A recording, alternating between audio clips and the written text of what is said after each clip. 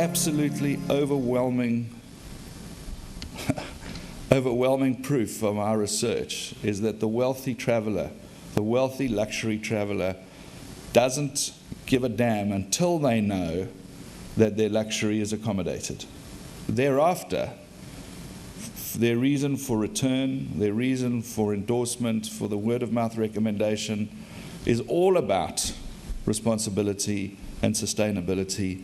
But responsibility and sustainability does not get you a first-time guest ever, most sadly for us.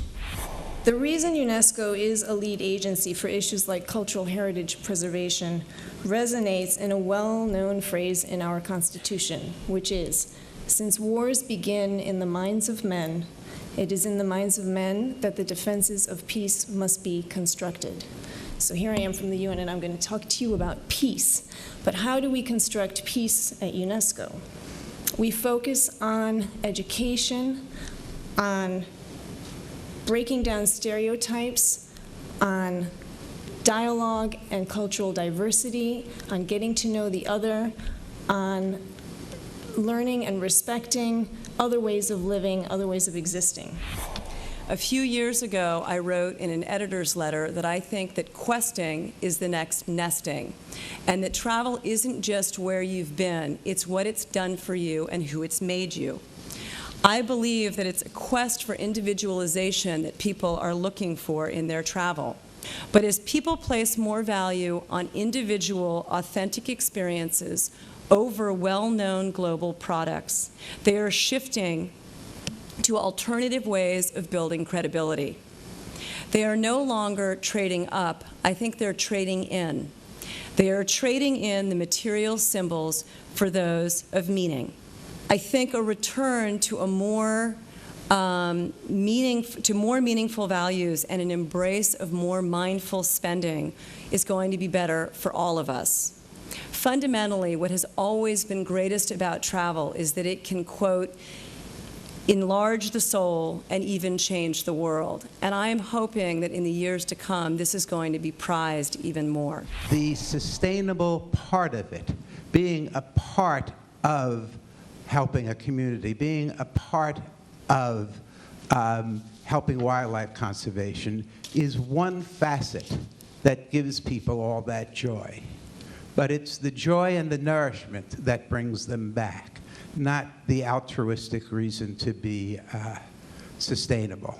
One of the things I thought was so wonderful about what Steve said is that he doesn't have the answers and he needs advice. And if ccAfrica, which is one of the leaders in both luxury and sustainability, says we don't have the answers and we need advice, then for sure the five-star hotels around the world need advice. We've talked about the fact that first-time travelers really don't come because of sustainability.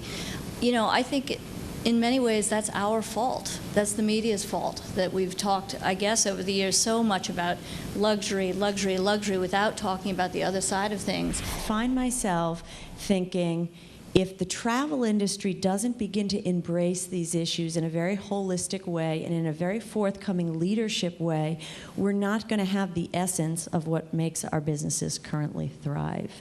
So from my perspective, I think until the travel industry really gets incumbent on building these innovative, creative sustainability solutions into the business model, as Steve said, this is not about apologizing to our guests. This is not about wringing the efforts of our guests to contribute to the local places. That's our job as operators. We spend the first half of our lives searching for success and the rest of our lives searching for meaning. And I think for so many of us, probably us in this room, that we travel to look for that meaning, and that really more often than not, it comes from the people that we interact with. When you meet these people, you feel like you just want to, you feel nourished and you want to participate in whatever they're doing and help them, or learn more about yourself through them, or learn more about them. And I think it's really about access to people. There's another small, extremely important market who do come to companies because of sustainable practice.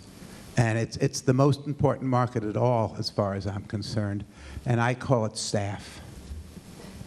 What does come to you, and I think here's an example, what does come to you and really appreciate it is that tiny, tiny percentage of the people who want to work for you. Because they're in it because they love it the same as we do. And getting that extremely committed, loyal staff, because they honor the way that you conduct the business, is much more valuable than any customer, because that's what gets you the customers. I believe that we are in a transformative moment in the history of modern travel.